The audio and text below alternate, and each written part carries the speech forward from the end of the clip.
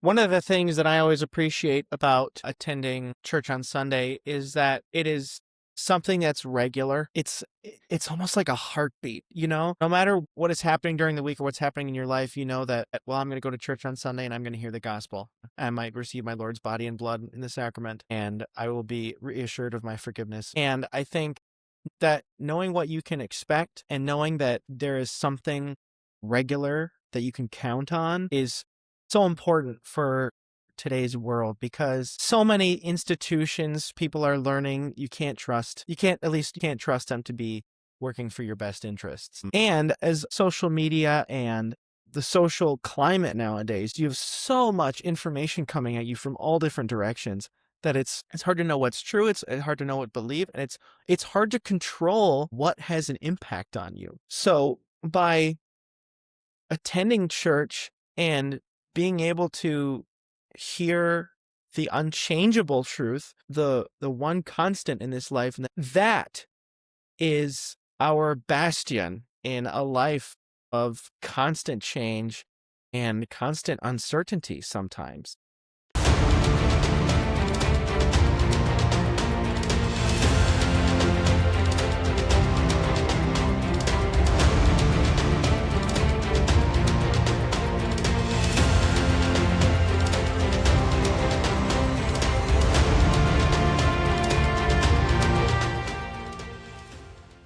You are listening to the Gird Up Podcast, an unapologetically Lutheran voice for the ordinary Christian. My name is Charlie Ungemach, and our guest today is Mr. George Hogan, and he's joined us for a conversation about the liturgy and church and so forth. We'll get to him in just a moment, but first, I want to encourage you to be a part of the movement to flood the internet with confessional content yourself. If you want to be part of that mission, you're in the right place. Hit follow or subscribe, leave a rating and review, and share this episode with someone who needs a community just like this one. If you'd like to support the work we do here at Gird Up, please consider making a donation. We call it a cup of coffee donation because for the price of a cup of coffee, you can help fund the ministry we're doing here at Gird Up as we flood the internet with confessional content and help prepare the people of God for whatever lies ahead. Go to www.girdupministries.com, select buy us a cup of coffee in the menu, and you can make your donation there. If you'd like to sponsor the show, we're also looking for episode and season sponsors. You can reach out to me in the same place, www.girdupministries.com, and we'll make an arrangement. If you'd like to stay connected, sign up for the Gird Up Dispatch. It's our weekly email with updates, resources, and encouragement to help you stand firm in Christ. It's all free, and you'll find the sign-up link down in the show notes as well. And finally, if you've got any questions or topics you'd like us to address or guests you want to hear me interview here on the podcast, send those suggestions our way via the link in the show notes. With all that said, pull up a chair, take a seat, and let's talk about Jesus for a while. Our guest today is George Hogan. George is a student at Martin Luther College training for the pastoral ministry. He's also an accomplished organist and a church musician who is a lover of the liturgy and the Lutheran tradition. George, welcome to the show, man. Hi, Charlie. Thanks for having me. Great to be here. And you just got back to school, you said, just got back on campus. Why are you on campus before the classes actually begin? So I'm actually back because I am also a big theater nerd, and I am in the winter play, Murder on the Orient Express. And we have a few rehearsals in the evenings before school starts on Thursday. So that's why I'm here. When does that production happen? It's the last weekend in February. I think it's the 27th through the 1st of March. Is that something people could catch online if they wanted to? I'm actually not sure. I know they did some scheduled online streams of the musical, which was in the fall. But I don't know if they're doing the same thing for the winter play this year. All right. But if you're in Minnesota and you're around, make sure you go check out George. Are you acting in it? Are you producing it? What's your role? My role is Colonel Arbuthnot, who is a Scottish colonel. He's one of the guests on the train. Okay, so you're working on that Scottish accent. Oh yeah. Watching a lot of Braveheart. So how do you actually prepare for something like that? How do you do that? Well, because luckily, I've always kind of been able to do a pretty good Scottish accent. Like my dad would always do funny accents and voices growing up. So I kind of got the bug from him. And it just kind of came, it was something I already knew how to do. So I didn't have to do too much preparing to learn the accent, But what I'm doing now is actually having to go through my lines, and it's figuring out words that I never necessarily have had to think about how to say in a Scottish accent, or like phrases, like how they would be inflected, you know. So that's the challenge now. Yeah, fascinating. I never did much acting. I don't know if it's because I don't know. I think part of it was just being a little bit stage shy, which is ironic now. But I don't know. I never really got into it, and maybe I should have. Maybe I should have. I don't know. What would you? Here's a question. I didn't prepare you for this at all. What do you think is the value of young people in? Um, I talk about young people in the arts as far as music and even like kind of the athletic arts, things like marching band. And I do see now, I hesitate to say this out loud, but I do see value in things like dance and cheerleading and things like that. Hmm. Yeah. As a discipline and even as an art form, I say that because I also sit in the category of not calling them. They are athletic, but they're not a sport. Those are two different things. Right. I agree. Anyway, um, what would you say is the value of young people getting involved in theater? I'd say the value of it is, I think it comes with the discipline part of things. You got to be at rehearsal. You got to learn your lines. It's a lot of stuff is on you. You can't, be expected to have everything handed to you. I think learning how to be on stage and to be in front of a group of people. It's public speaking. That's what it is. It's not like it's a speech. It's a little different than that. But getting the experience to be in front of a group of people, and even like not be afraid to make yourself look a little stupid, especially if it's like a comedic play. I think everybody can always benefit from learning how to laugh at themselves and be laughed at. Not in a way that, degrades them, but in a way that brings other people joy. Yeah, well, and I think just being able to take the risk of standing up there and even the potential of putting yourself in a position where you might be laughed at, already you're building a habit of courage that you may not otherwise build, right? Yeah, I think that's a good point. Yeah. Yeah. Interesting. All right, you're on here to talk though about church stuff, right? And you're an interesting guy. How old are you, George? I am 20, going on 21 in a couple months. All right. You're interesting for all kinds of reasons, but one of the things that makes you interesting is that you are a very gifted church musician, just kind of generally speaking, but especially on the organ, and fairly accomplished in playing the organ. I know that in our circles, there's always somebody who's a little bit better, right? But that kind of keeps you humble too. Oh, yes. I'm curious. I'm curious, first of all, how you got into playing organ. Was it something you desired and sought out? How does a young guy start playing organ, and when? I've got all those questions. Yeah. So this is kind of the story I always give people when they ask how I got into it. But it kind of started when I was young. Every single church that we attended growing up was a liturgical church, and they always had. And so it's something that I always grew up around. Now, the love for it and the interest didn't quite start as young as that. I was more like my middle and later grade school years that I really got into it. I discovered on YouTube a woman by the name of Diane Bish. She had a TV show in the 1980s, maybe the 90s too, but for sure the 80s, called The Joy of Music, where a TV crew would follow her around to all these different cathedrals across the world, and she would expose the world to the pipe organ and what pipe organ music sounds like and what these different cathedrals look like. So I found clips of this show on YouTube, and I would watch them obsessively. And she was old and pretty old, and I think retired by the time I went to go see her. But my parents surprised me with taking me to one of her recitals that was in the Chicagoland area when we lived there. This wasn't at the Rialto Theater, was it? No, it wasn't. This was at a Catholic church in Okay. Naperville, Illinois, I think. Have you ever seen the organ at the Rialto? No, I haven't. Oh, it's worth looking Is into. that That's a cool? different conversation, but it's Yeah, this yeah. big, huge, massive theater organ, and it's super well preserved. And even today, like they'll have regular concerts there, so you'll go and see like Blink 182 or something, Oh and my.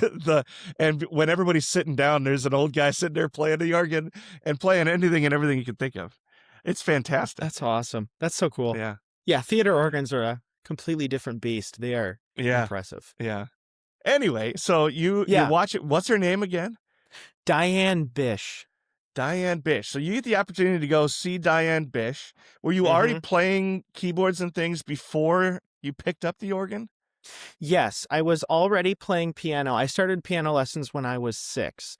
My parents had all 4 of us kids take piano for sure, and then if we wanted to learn another instrument, we could.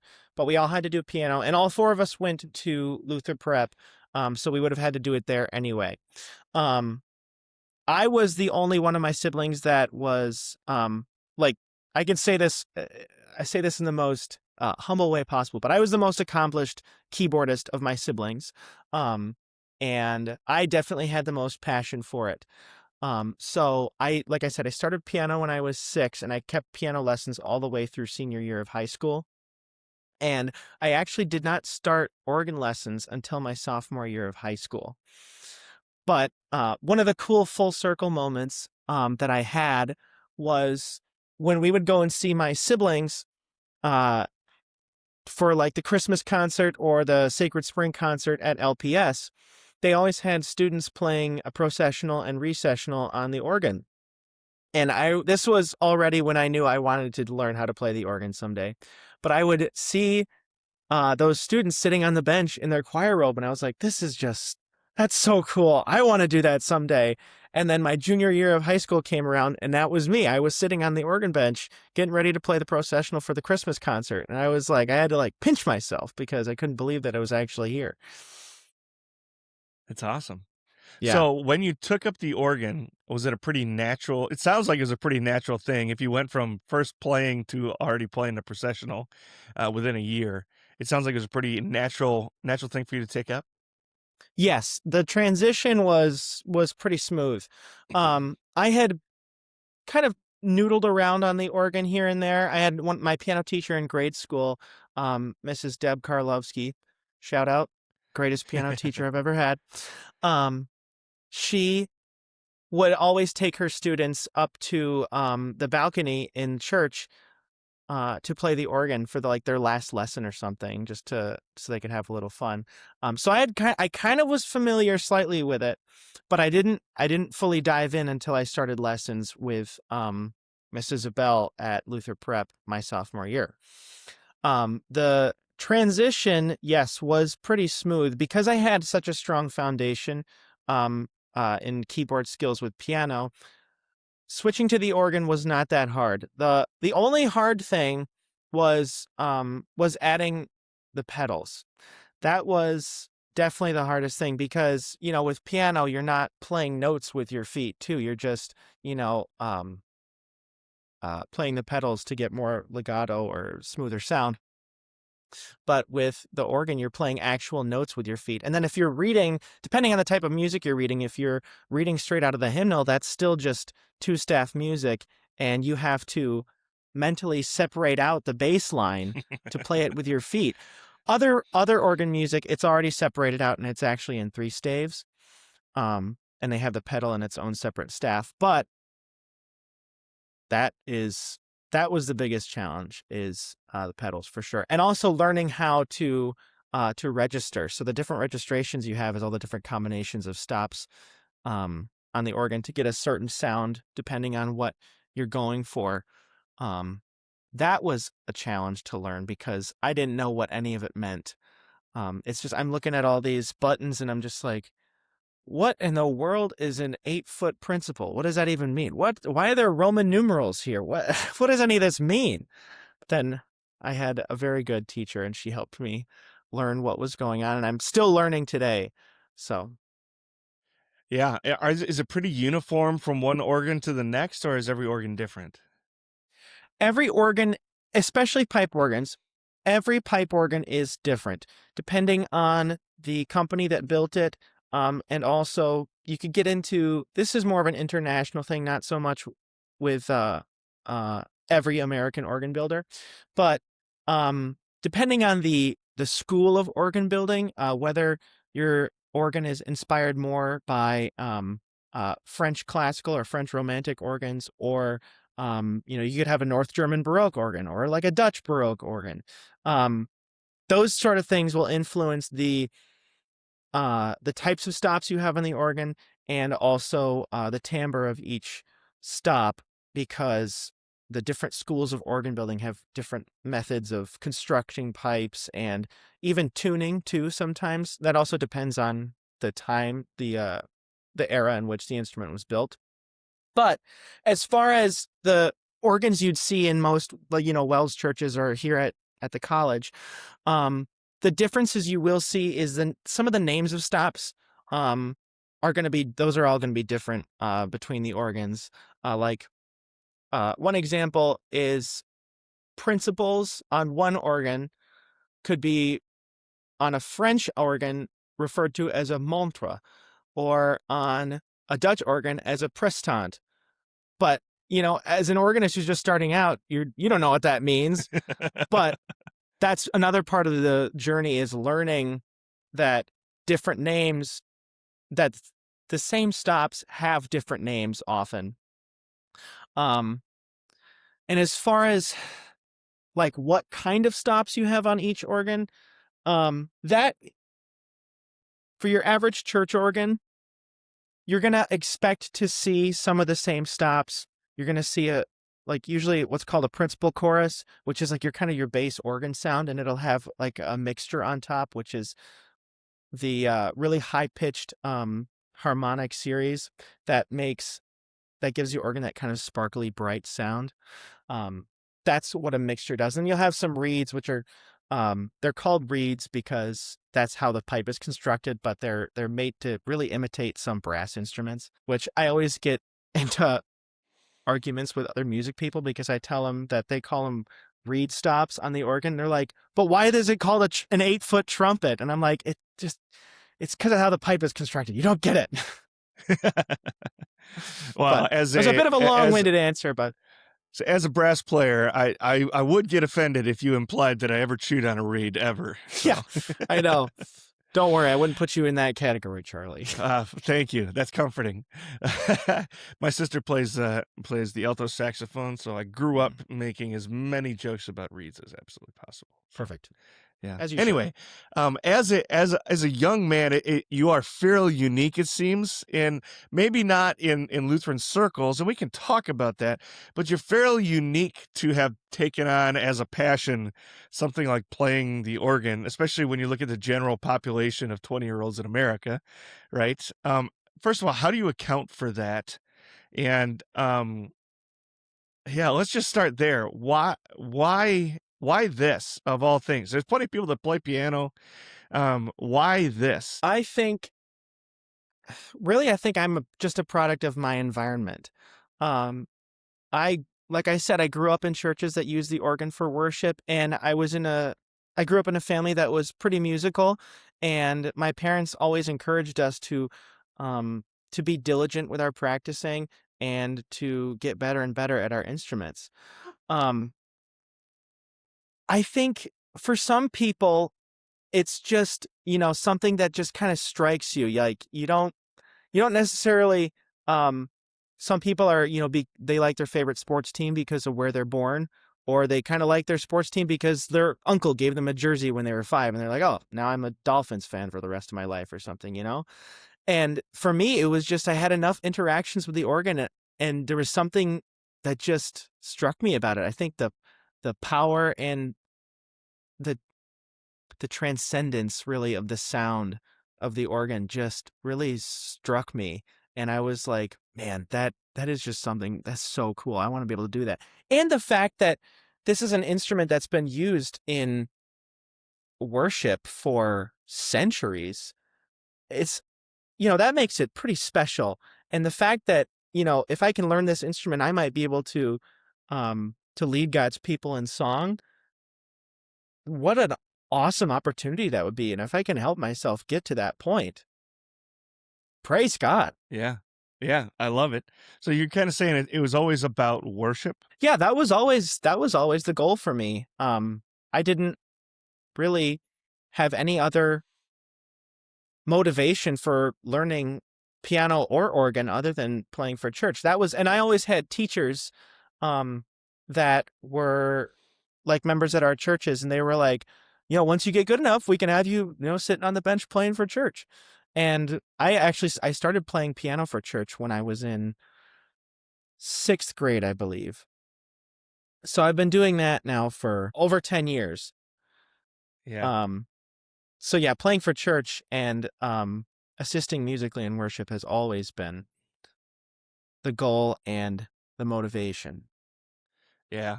And you hinted at the idea that playing the organ kind of when you pick up the organ and start playing for church, you kind of join this fraternity of Christian musicians that goes back, well, not even centuries. It goes back millennia even at this point, right? There are those. Well, first of all, just talk to that a little bit. Why does that get you excited? Music is such a profound gift from God. We have so many ways that we can communicate as human beings. We have body language, facial expressions, the words that we speak. But there's something special about the gift of music that enables you to communicate things that you cannot communicate with words, that you cannot say in any other way. And the ability to participate in that great gift and to use it and to even create it is just an amazing gift from God. And to join, I'm not comparing myself to any of my professors here or, even the great composers, but I am joined to them in some way when I play their music or when I sing for them or I listen to their music. A cool fun fact for the great majority of organists who have gone through Martin Luther College is I could already do this in high school because of who my piano and organ teacher was, but I can also do it now through Professor Hirschman at Martin Luther College. But we can all trace our teaching lineage all the way back to Johann Sebastian Bach. That's really cool. Yes, because I don't know how many, I'm not entirely sure how many degrees of separation it is, but I think it's only 1 or 2 degrees. Fritz Reuter, the first music professor here at Martin Luther College, one of his teachers had a direct teaching lineage right back to Bach. Wow. So that is when you ask that question about the great fraternity of musicians, I'm like, we have an insane connection right here up on the Blessed Hill at Martin Luther College. Yeah. Yeah. Well, and you can kind of hear it in your voice. What does that mean to you to be able to have that kind of a lineage where you can say, like, look, I'm literally walking the same path that somebody like Bach would have walked? It's surreal almost. I can't, Bach to me is the greatest composer of all time. The things that he would be able to create and how fast he could create them that's just unmatched. There's nobody like him. There has been nobody like him ever since. And the fact that I am learning the same instrument that he would have learned, it's not exactly the same, they looked slightly different back then, but that is just mind-blowing to me. I can't even fathom the fact that Bach and I are slightly similar in some ways. Really just the fact that we both play organ. Then it kind of stops there, but I'm sure if you dug far enough, you'd be able to find another thing or two. Yeah. It's interesting to me that you talk about playing the organ almost the same way that you'll hear people talk about the creeds, right? That when you confess the Apostles' Creed, you confess the Nicene Creed, and we won't get into the Athanasian Creed, but when you confess these creeds, just for anybody that's not familiar, the Athanasian Creed is absurdly long, and it's very, very valuable to the history of the church, but it is absurdly long. Anyway, when we confess creeds like the Apostles' Creed and the Nicene Creed, you are confessing, with the exception of 1 or 2 little words, the exact same Christian faith that Christians have been weekly, or even more often than that, weekly confessing together around the world for generation after generation after generation, going back almost 2,000 years. So when we stand in church on Sunday morning and we confess our Christian faith together with the words of the Apostles' Creed, not only can I say there are Christians all over the world confessing the exact same faith that I am right now, but I can say that there have been Christians all over the world who have confessed this exact same Christian faith as long as there has been a Christian faith. And that is powerful, and that is important. One, because, I mean, you have a lot of people in a lot of churches that will talk the language of, we're going to do church the way Jesus did. We're going to get back to our roots in the Christian faith. And they reject something that's going on in the church today. And oftentimes what they're rejecting is something that perhaps ought to be rejected, but we also throw out the baby with the bathwater. And I think that's the meat of this conversation too, and we'll get there. But it's striking to me that you talk about our musical heritage and our musical lineage in a similar way to the way a lot of theologians will talk about the creeds. This is something that unifies the church from one generation to the next over thousands of years. And when we're talking about the organ, we're talking about 1,200 years, something like that, from the time these things are first being used in worship. It just kind of depends on how you define what is and isn't an organ, right? At some Yeah, point. exactly. But I wonder, though, and I'm sure that there are some listeners wondering the same thing. Is that enough to justify the continued use of such an instrument in a day, in a thoroughly modern age like our own? I'm curious to hear what you think about that. Why do we continue using the organ, and why should we? I think that is one of a couple good points and arguments you could make for the continued use of the organ in worship. The connection to the traditional history, especially in the Lutheran tradition, of using the organ for worship is a big one. That's not to say that other traditions aren't welcome or other musical styles aren't welcome, but I think you don't, exactly like you said, you don't want to throw the baby out with the bathwater, especially when this is a pretty old baby. Another thing that I think of is just the way that the organ makes sound is not too different from the human voice. Other instruments, like pretty much any other instrument that you typically hear, in a worship ensemble, like, a piano, guitars, drums, they all make sound in a completely different way. It's by, strings vibrating, or by, like on a piano, strings vibrating too, but it's from like a hammer hitting them. But the organ is completely different. It's like one giant wind instrument. Every single pipe is its own wind instrument. And there's a constant supply of wind that's making the noise, that's making the sound. And that's exactly what the human voice does. And when you look at the role of the organ in liturgical worship, what is it doing? It's leading the human voice in song.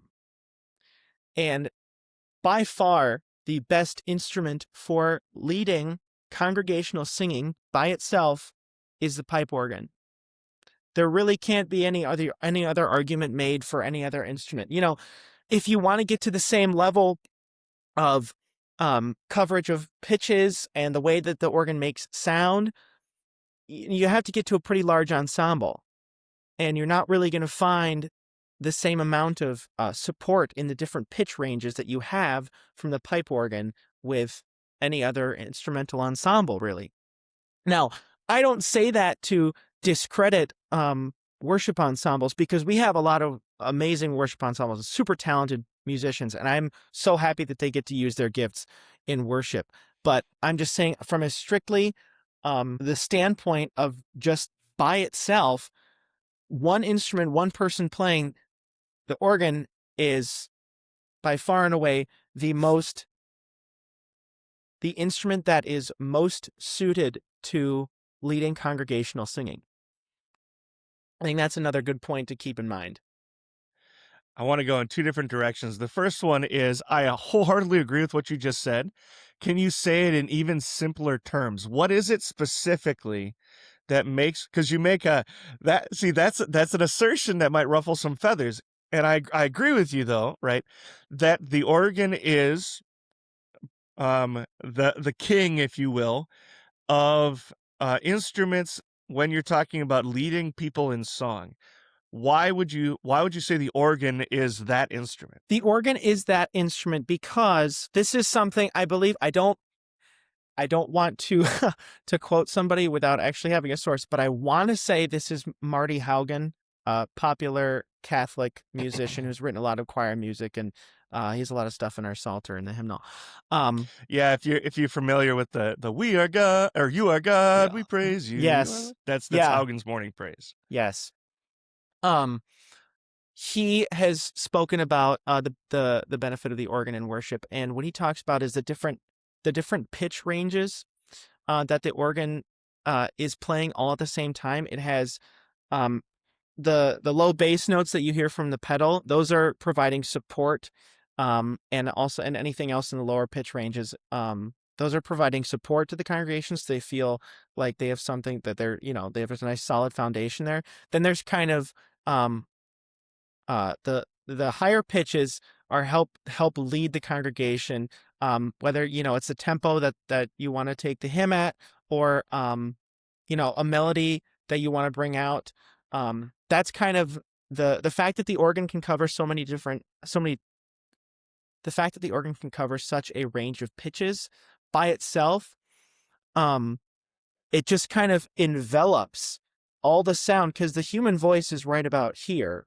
But what the organ does is it has pitches here and here to round out the sound and lead the congregation, match them, and support them. Now, to go along with that, you've asserted here, not explicitly, but I'm going to bring that out of you now. You have asserted that there is value in congregational singing. Why have you come to that conclusion, and what is the value? The conclusion that there is value in congregational singing comes from years of experience of getting to do it myself. I have not I can't think of a single church service I have ever been to where we didn't sing a single. That's not to say that it wouldn't be a church service without singing hymns. That's not the point that I'm trying to make at all. But doing something together as a congregation, such as singing a hymn, I think it's a bonding experience, really. You're bonding as a congregation because you also do that, like we talked about, when you confess the creeds. You do that together when you approach the Lord's table for Holy Communion. You do that when you speak the prayer of the church together, or the Lord's Prayer. There are all sorts of different parts of the liturgy that the congregation does together as a whole. But what you do with congregational singing is you take the group participation that is inherently a part of the liturgy, and you combine it with what we've already talked about is this super special gift of music. You take the two and you marry them together. That is a really special connection that you have now between doing something together as a group and combining it with music, which can lift the soul, really. It's already special enough to confess your faith together, but when you can confess your faith or speak the words of the gospel, and hear God's forgiveness in song, and to sing it together, I can't think of a thing that can be more edifying than that. It's a slice of heaven on earth. Yeah. How would you say this congregational singing that you're talking about is different than like a praise ensemble on a stage? What's the difference between those things in your mind? I think the difference is that, depending on the congregation, there are what you lose when you have a praise band that is singing just worship songs that the congregation isn't familiar with, or that they don't have the music to follow along with. What you lose is the congregational participation. There are, I will admit, I haven't been to many church services that are structured in that way. So I don't know if there is some sort of participation that you can have, but when you aren't singing along and you aren't familiar with the words, um, all you can really do there is sit and listen. Now, that doesn't mean that it can't be edifying. I'm not at all trying to suggest that it's bad, but liturgical worship and congregational singing of hymns and canticles uh, lends itself more to getting the congregation involved. Yeah, and oh, I appreciate your hesitancy to condemn um let's call it worship music, for lack of a better term. We are not doing that by any means, right? Mm-mm. We certainly are not doing that, and it's not a desire to do that. And I think probably, and I'll speak for you here, probably like thinking about the future. Neither of us is a full-time minister yet or a pastor. Thinking about the future in our own congregations, we'd love to have a blend of it all, right? Like that's the goal. The dream would be to have on Easter Sunday morning, you just have the organ and the brass, but also like during communion on that Easter Sunday morning during communion, it would be awesome to have a guy in the back strumming guitar and singing, the resurrection song or something like that. We can have it all. The question is, can we do it well? And that's a different conversation. Perhaps we'll get to that as well. But we're not by any means condemning modern music or worship music or anything like that. What, and I hadn't thought about this ahead of time, but it's kind of dawning on me now. What is interesting to me is that the more you study church history, the more you realize what a major role participation of the congregation played in the Reformation itself, right? This is one of the things that the early reformers were battling for.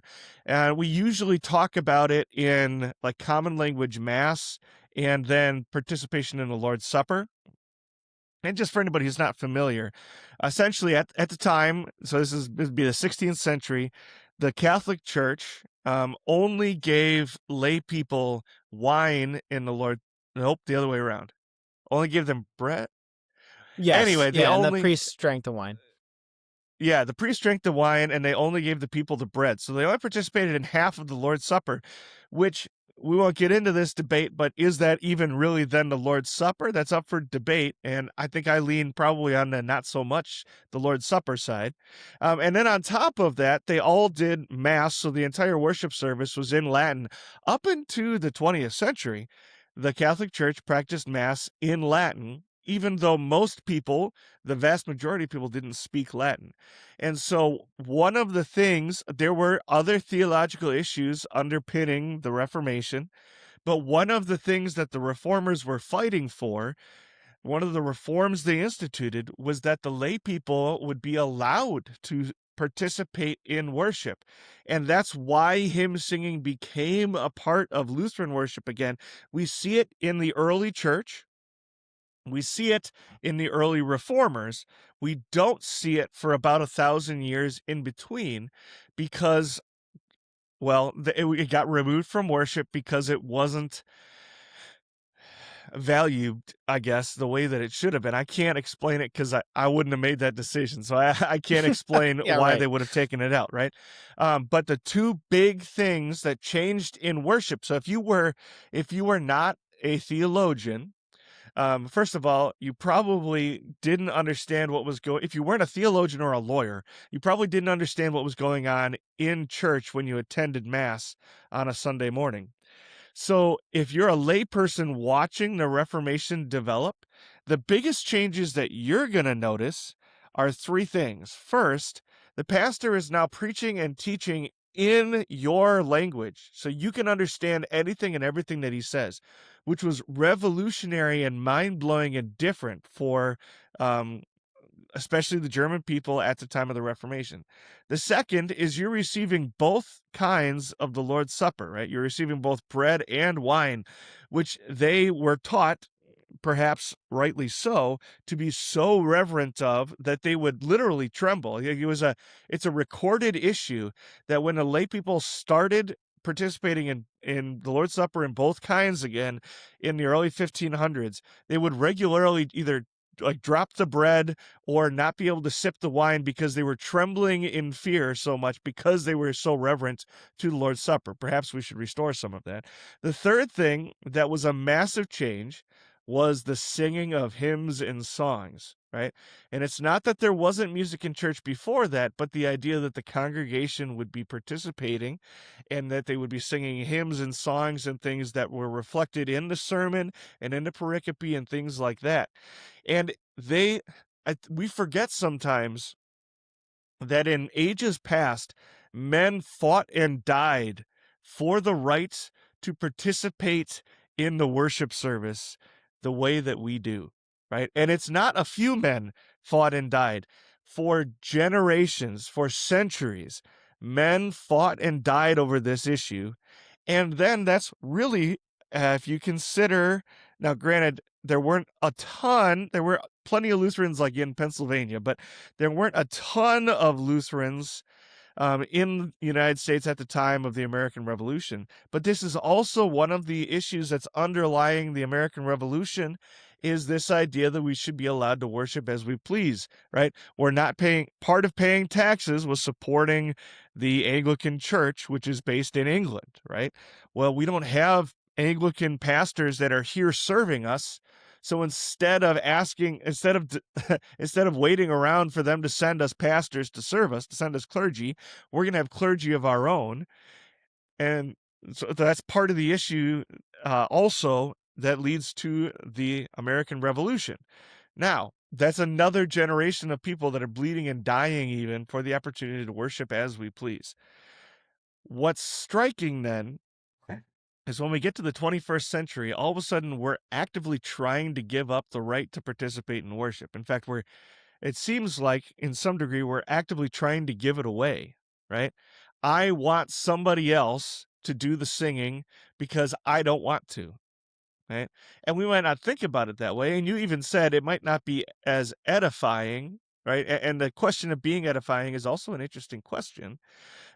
Who should worship be edifying? It should be edifying to me, right? It should be. But I'm not the center of worship. My Heavenly Father is the center of worship as well. I'm curious, just react to what I just said, George. Whew. I think I've actually never heard anybody. That's the first time I've heard somebody phrase the movement, the modern kind of evangelizationalism. I've never heard somebody describe it that way, that we're like, almost seems like we're actively trying to give up the right to participate in worship. That is a neat connection that I never thought about before. Yeah, whenever people are like, they're like, I don't really care about music and I'm not good at singing. These are the same people that you'll be in the car with them and their favorite song comes on and they're drumming on the steering wheel. They're kind of humming along and you're like, so music, you kind of do like music a little bit, right? Yeah, I think you do. You just don't want to really admit it. In worship, it's like, I don't really like singing. I'm not very good at it. God doesn't ask you to be, an amazing, some soloist singer, like choir who you've been in. So God does not ask for you to sound like you've been taking voice lessons for, tens of years and that you've the most amazing singer in the entire planet. That is not what God is asking for you from worship. What he's asking for is your true worship and a reverent heart. That is what the Lord desires in worship. And I think that's the base of the issue. That's not to say that this is not me saying that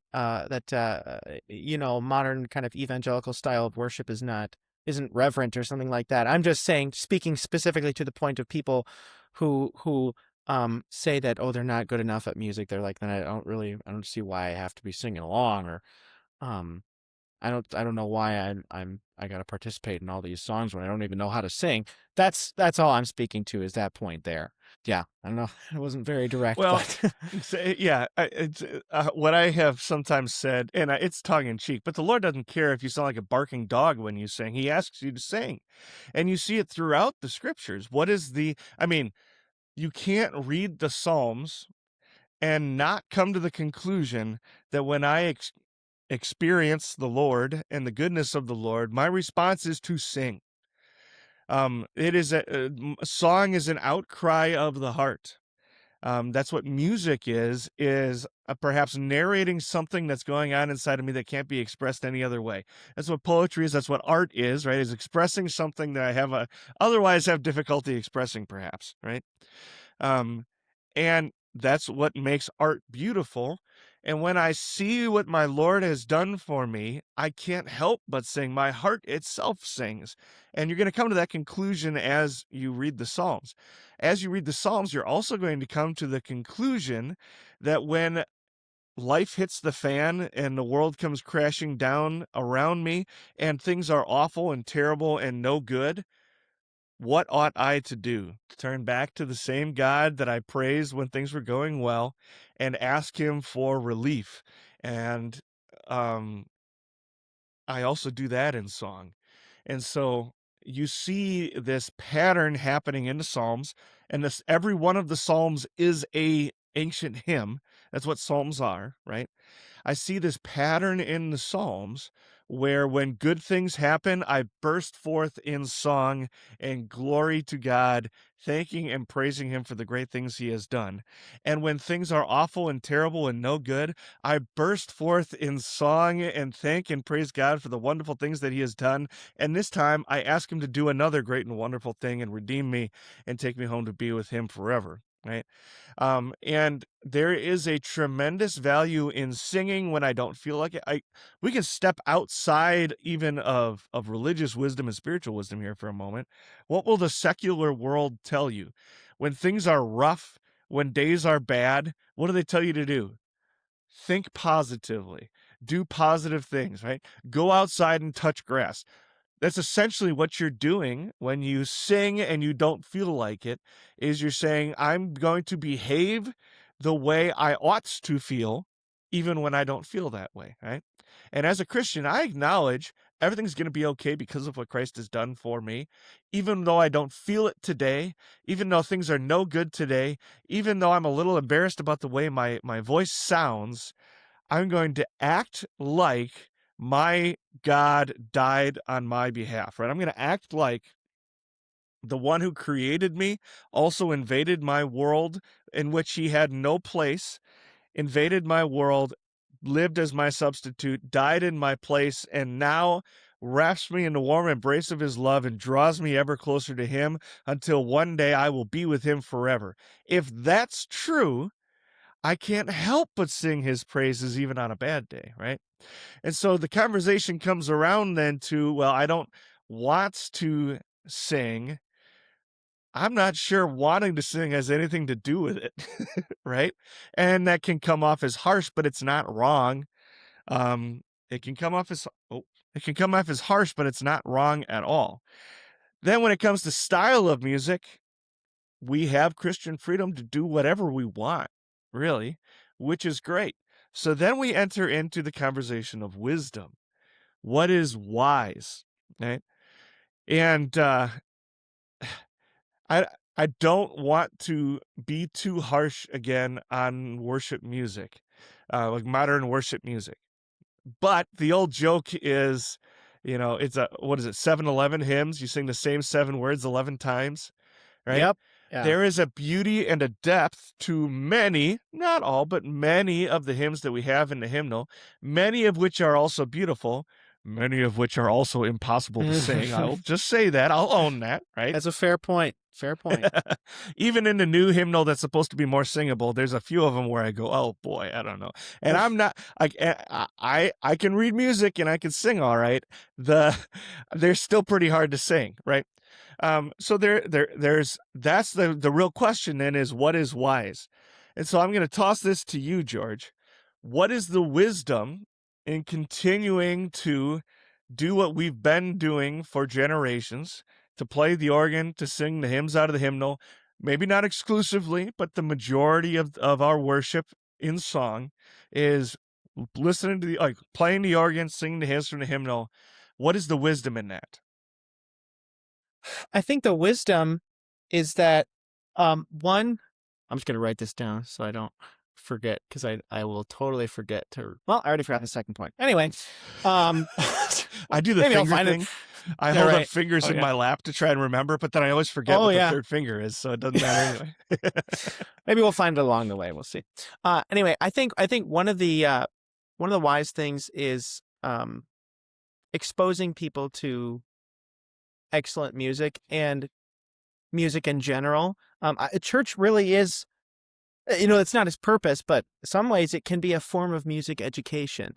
You know, people can learn how to sing from looking at the music and hymnal and hearing how everybody else is sounding and trying to match them and being like, okay, and they can figure out, okay, I know when this note is like lower on the lines of music, I'm going to sing a little lower. So I think exposing people to music, especially doing it as a group, that is one of the benefits that you get of emphasizing congregational singing and doing things the way we've done them for years. um and the other thing I got it's the movement within modern churches in America now. People kind of like to say, your church in a box or your typical mega church nowadays that have these worship ensembles, and it's very much like almost like it's light shows, fog machines, whatever caricature you want to pick.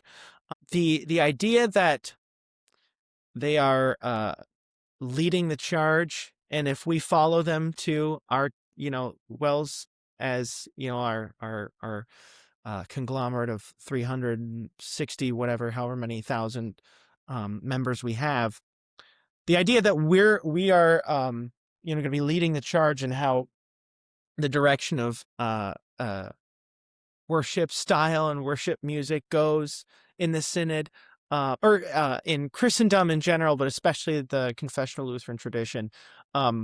We are not at all by any means on the forefront. If anything, we are taking what other Christian groups do and incorporating that into our own worship. And I think what we have been doing is what so much of the rest of Christendom has been doing for a long time. The way we've been worshiping liturgically. I mean, the liturgy itself is another thing that is centuries, even millennia old. This is something that was born not long after Christ walked the earth. And that's just something so special that we just cannot forsake that. The thing I always say to people, when I have conversations with people about worship style and worship music, is I'm like, you can have, I am not at all going to be the first person to say that you need to have the organ in worship, or else it's not, actually a church service. I'll be the first person to say, the one thing that I think we can't get rid of it is liturgical worship, because of all the different things that it hits on. What I'm drawn to in my mind is freshman year music class at LPS with Professor Ryan Stungle. Shout out. He one of the things we had to learn was the four principles of I think it's Lutheran worship. The four principles of Lutheran worship is that it makes use of music in the arts. The gospel predominates throughout it. You can hear the historic voice of the church, and the congregation gets to participate throughout the whole thing. And that is exactly the way we've been doing things for years. And I think to preserve the Lutheran tradition, those four things are what we need to preserve. Not, I'm not here to say that we need that it's, the organ that's what's going to decide whether or not it's Lutheran worship. That's not at all the case. What's going to decide whether or not it's Lutheran worship is if those things are found in it, and if the sacraments are rightly distributed and celebrated. Can you say those four things again? Lutheran worship, the four principles that I learned in high school were that it makes use of music in the arts, the gospel predominates throughout it, you can hear the historic voice of the church throughout the service, and the congregation gets to participate throughout it. Yeah. Yeah. And once again, we're looking back at this 2,000-year history that cannot and should not be ignored, right? We are not innovators. It is a hallmark and a good thing about our church bodies that we are not innovators. And a lot of the things that, a lot of the moments where things have been led astray in our church body as well as the LCMS, any other confessional church body as well, we always get off the rails when we start to innovate, right? And we say, but what about this new thing? I know this is what we have taught. I know this is what we have said. I know this is what this is what our practice has been. But what about this new thing? It is always innovation that leads us down the wrong path. Now, I am not saying that we should be stuck. I like the phrase. I heard. I don't remember where I heard this first, but I heard. I don't think it was even Lutherans. I think it was Presbyterians that were being accused of it, but LARPing 16th century England, right? Pretending like we've got all, and the accusation, no, it was Anglicans, right? The accusation Yeah. was you have all the modern theologies and doctrines, but you're still dressing up as if it's, 16th century England and wearing all the frills and doing all the worship and everything. But you have a female worship leader, and you have, did you see recently in the news, they had they had a spray, what do you call it? They had graffiti art in the, whatever that big cathedral is in Canterbury, and they had a graffiti artist come in and paint equality signs and things all over the inside of this beautiful ancient church. Like, you're just LARPing, you're LARPing an earlier time without any of the content. Now, nobody can really make that accusation of us, right? That our content still remains the same, but in many ways our worship remains the same. And our worship has changed and evolved, but it has changed and evolved very slowly. And one of my favorite things, when you get to the seminary, you'll have Professor Christie, and he'll say, we respect the experience of the church. And I don't think it can be better said than that. We respect the experience of the church because the wisdom of the ages is greater than my own. And anytime we step outside of the wisdom of the ages, we should be very, very careful in doing so. And that's a doctrine we can find in the Word as well, right? Proverbs says, when you come across it, when you say, do not move an ancient boundary stone which your forefathers have set, something like that. Sure, it's talking about boundary stones at the edge of a field, but it's also talking about all kinds of other things as well. Now, here's my question for you. How would you meet someone that makes the argument that we are doing exactly that you're doing exactly that, playing organ for worship, is LARPing 16th century Germany, and that the way we used to worship has no place? And I know we're kind of circling back and answering the same question again, but I think I'm okay with that because it means we can hammer this point home again in just a different way, perhaps. There are those who would accuse us of being stuck in the past, LARPing 16th century Germany, participating in high church or dead church. How would you respond?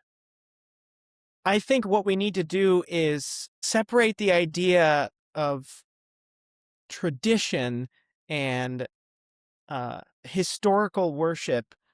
I think we need to take the idea that those things are dead or stuck in the past and just separate those two things.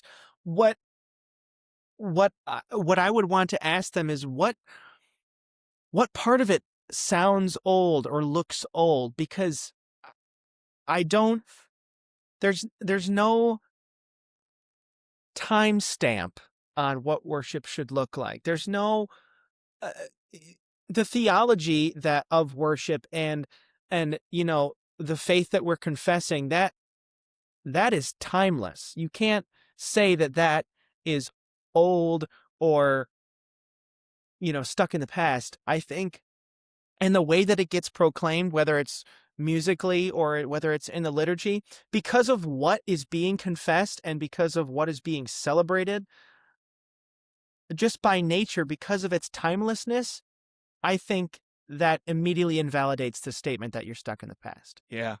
I think the other thing that invalidates it is this new reality that we happen to be living in at the moment. So I'll first say most of the people that you will hear saying things like that are not young people. And that's interesting to me. Statistically speaking, the Catholic Church is not actually experiencing any growth in the United States, not measurable growth, and it's not experiencing any measurable growth as far as young people go either. And this is why. What the stats say is that there is now an almost equal number of young people, especially young men, entering the church as there are leaving the church. So what's happening is a swap. Young people that grew up in Catholicism are still leaving Catholicism at the same rate they always have, and perhaps, well, at the same rate you'd expect them to, based on the last few years. But the thing that's changing is that there are young people from outside of Catholicism that are entering into the Catholic Church. They would have you believe, and this is partially just because they're the ones with the big money and the big presence on social media, and that's true. And and it's something that they're doing really well. So I praise them for that. I wish that their doctrine was better, but I praise them for that. They are the most visible online right now, and so it's a little bit. They can make that claim because the appearance is that they are the only one that's growing. They're not the only one that's growing. In fact, confessionally Protestant churches, and that you can, man, how you define that depends on who's doing the poll, but confessionally Protestant churches, so churches that hold to their founding documents from 400 or 500 years ago, are growing at an equal or greater rate than, or again, growing is a misnomer, but are experiencing an equal or greater rate of growth among young people as the Catholic Church is. So what we're seeing consistently is that there are young people coming into church at the same or even a greater rate than there are older people leaving church. And the churches that they are going into are the more traditional-minded churches.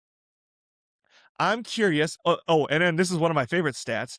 You wouldn't believe it by listening to the news or looking on social media, depending on what circles you run in. You certainly would not believe it by listening to what you hear, like in between church and Bible class on Sunday morning, oftentimes. But this is now the first generation in American history where a young man under the age of 35 is more likely to be attending church on a Sunday morning than his own father. And also, young men under the age of 35 in the United States are more likely to be active members of a Christian congregation than young women are by about 10%. So it's about 45% of young Christians are actively engaged in church. Christian men are actively engaged in church. About 35% of young Christian women are actively engaged in church. And it's an even bigger gap when you take the entire population, although now you get down to like 12 to 17% that are actually attending weekly. So all of that to say, George, young people, especially young men, are coming back to church in a way that we haven't seen since before the Civil War. How do you account for that as a young man yourself who's actively engaged in church and in worship? One of the things that I always appreciate about attending church on Sunday is that it is something that's regular. There's something, it's almost like a heartbeat, no matter what is happening during the week or what's happening in your life, that, I'm going to go to church on Sunday and I'm going to hear the gospel, and I might receive my Lord's body and blood in the sacrament, and I will be reassured of my forgiveness, and I'll hear God's promises of forgiveness. And I think knowing what you can expect, and knowing that there is something regular that you can count on is so important for today's world, because so many institutions people are learning you can't trust.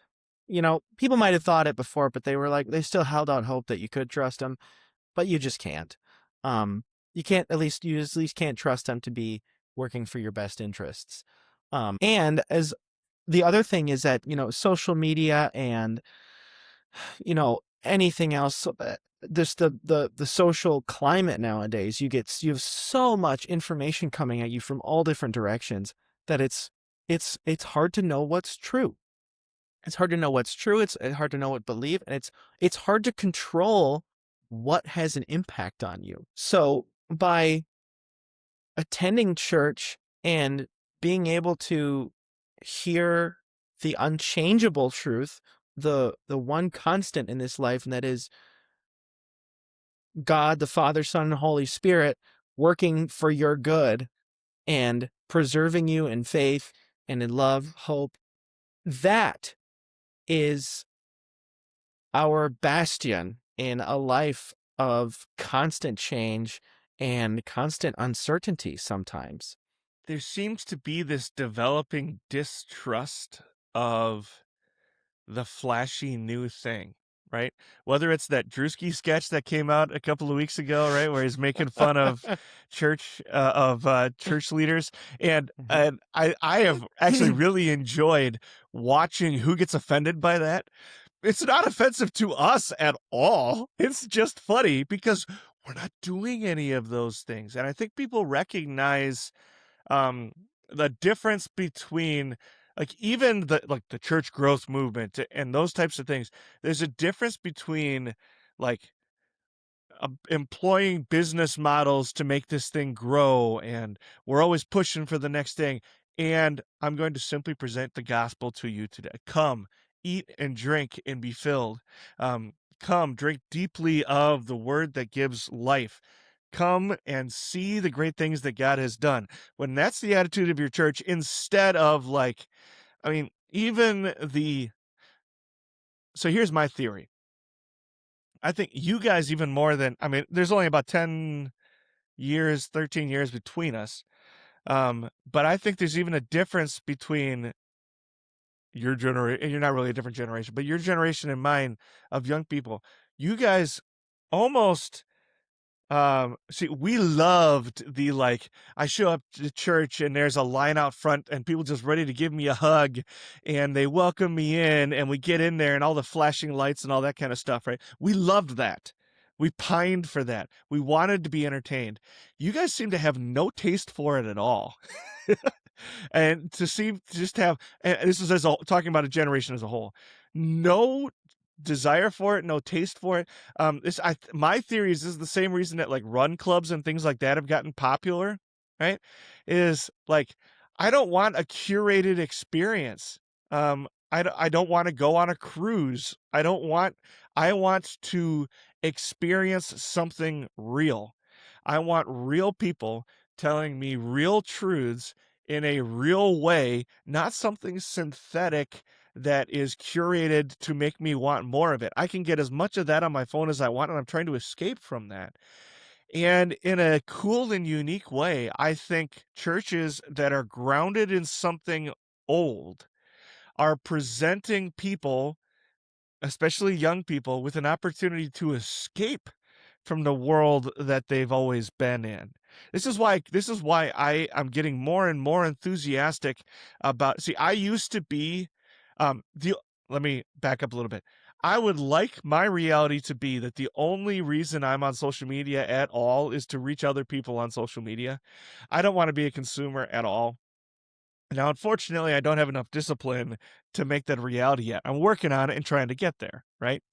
But if the Lord had not given me an influence, I wouldn't be trying to pursue it. But it seems to me that good stewardship of what I've been given means I'm on social media, and it seems to be paying a dividend, right? More people are listening to the show and being drawn to voices like mine because of that.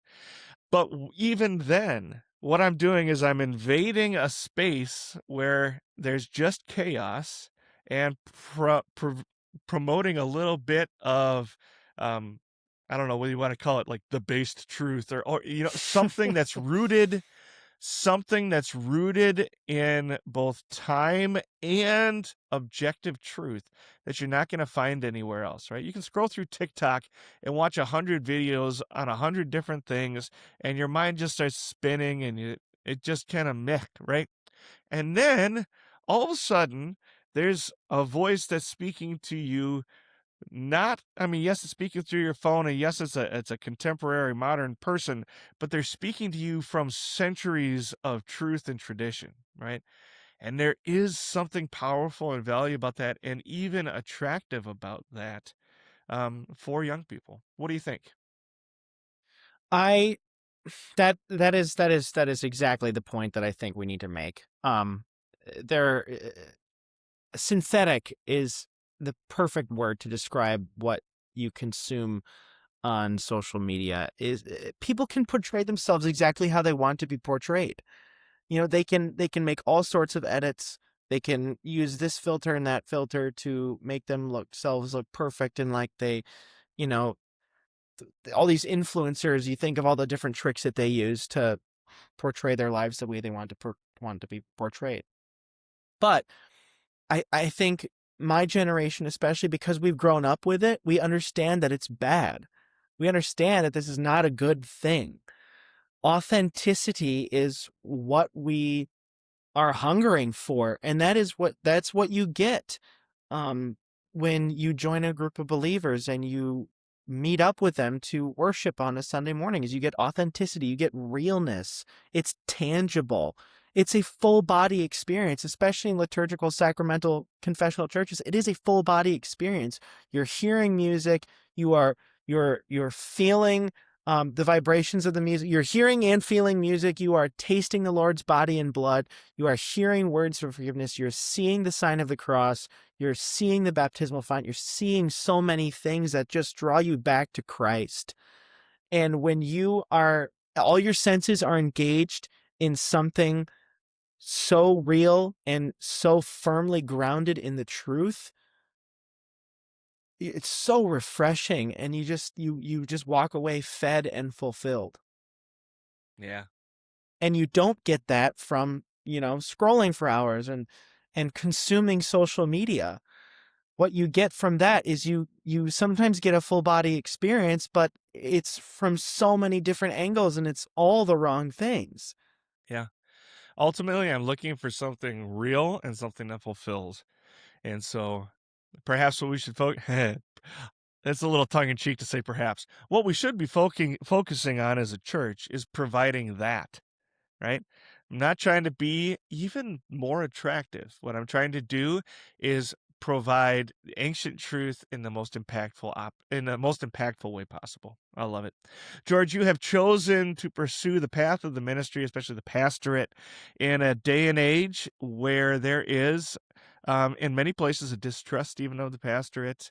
There is a leaning away from formal education, and there is I think, just generally an attitude that public service, whatever it is, whether it's politics or religion, whatever the field is, even like teaching, things like that, it's just not worth the effort. Right. I hear that and see that in people around me all the time. They say, basically, I love what you're doing, but boy, I just don't know. It's just not for me. It's not worth the effort. Right.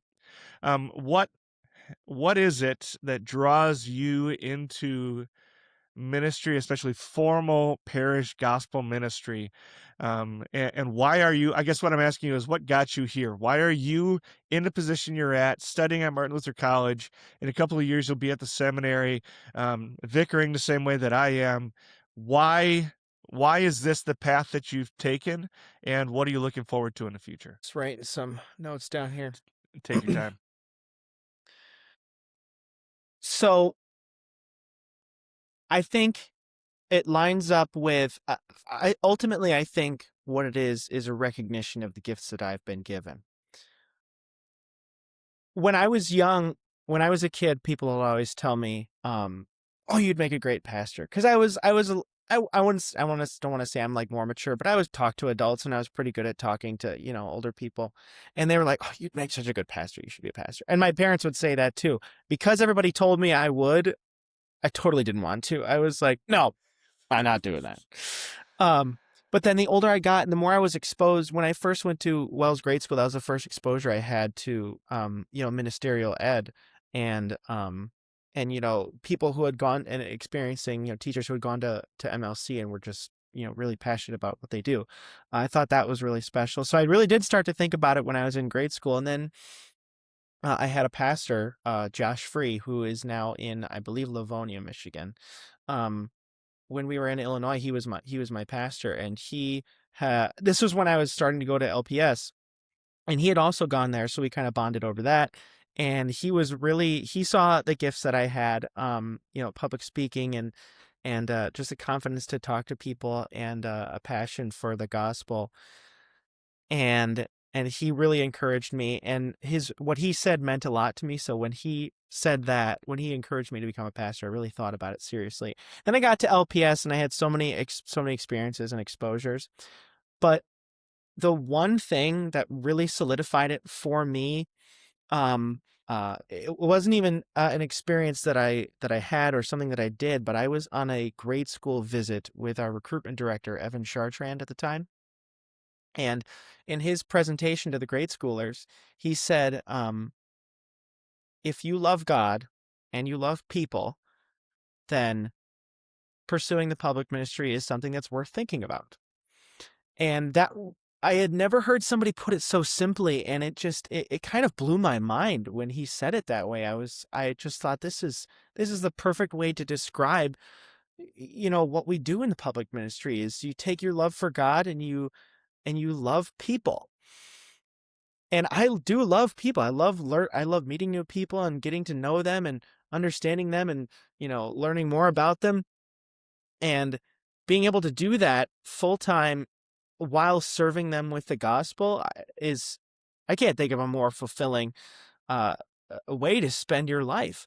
And that it goes along with like the gifts that I've been given, align well with the responsibilities of a pastor.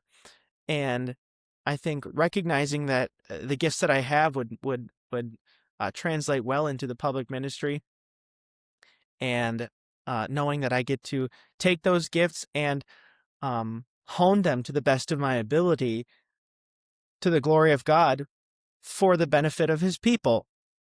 That's what I'm looking forward to doing is always learning and figuring out the best way to serve God's people in whatever situation I'm put in. I love it. I love it, George. You're a credit to yourself, a credit to your college, and a credit to the ministry you will someday serve. I love it. Proud to have you as one of the brothers. Big thanks to our guest, George Hogan, for joining us today. If you want to be part of the Gird Up mission, where you are in the right place, hit follow or subscribe, leave a rating and review, and share this episode with someone who needs a community just like this one. If you'd like to support the work we do here at Gird Up, consider a cup of coffee donation or sponsoring an episode. Go to www.girdupministries.com. Click buy us a cup of coffee and help us flood the internet with confessional content. And if you've got questions, topics, or guest ideas, send them my way through the link in the show notes. George, I hope we get to connect in person again soon. It's been a joy to sit and chat with you for a while. God bless your theater endeavors in the next month or two as well. And folks at home, I love you. God bless you. We'll talk to you again soon.